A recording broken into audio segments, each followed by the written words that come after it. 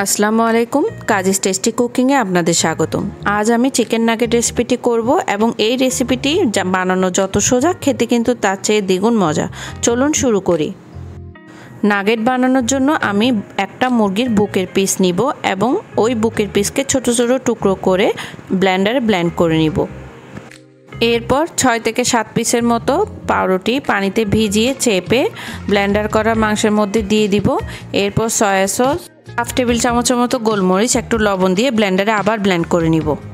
এরপর একটা ট্রেতে হালকা করে তেল ব্রাশ করে ব্লেন্ড করে রাখা মাংসগুলো সুন্দর করে হাত দিয়ে চেপে চেপে স্প্রেড করে নিব।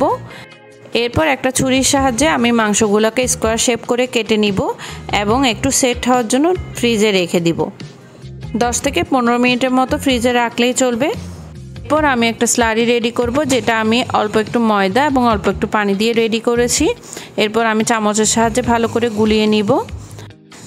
এরপর নাগেটের পিসগুলোকে আমি ভালো মতো কোট করে নিব। প্রথমে স্লারিতে দিব, এরপর আমি ব্রেড ক্রাম্বে দিব। আপনারা চাইলে ডাবল কোটও করতে পারেন। ডাবল কোট করলে কিন্তু ওপরেরটা ভালোই ক্রিস্পি হয়। এইভাবে আমি বাকি সবগুলো কোট করে নিয়েছি। আপনারা চাইলে এইভাবে ডিপ ফ্রিজে মাস 2 মাসের জন্য সংরক্ষণ করতে পারেন, যখন ইচ্ছা তখন ভেজে খেতে পারবেন।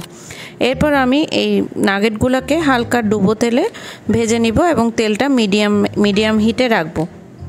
ভাজা হয়ে যাওয়ার পরে আমি সসের সাথে পরিবেশন করব। তো আজকে এই পর্যন্ত, দেখা হবে নেক্সট রেসিপি নিয়ে। সেই পর্যন্ত সবাই ভালো থাকুন আর আমার চ্যানেলে একটা সাবস্ক্রাইব করতে ভুলবেন না। আল্লাহ হাফেজ।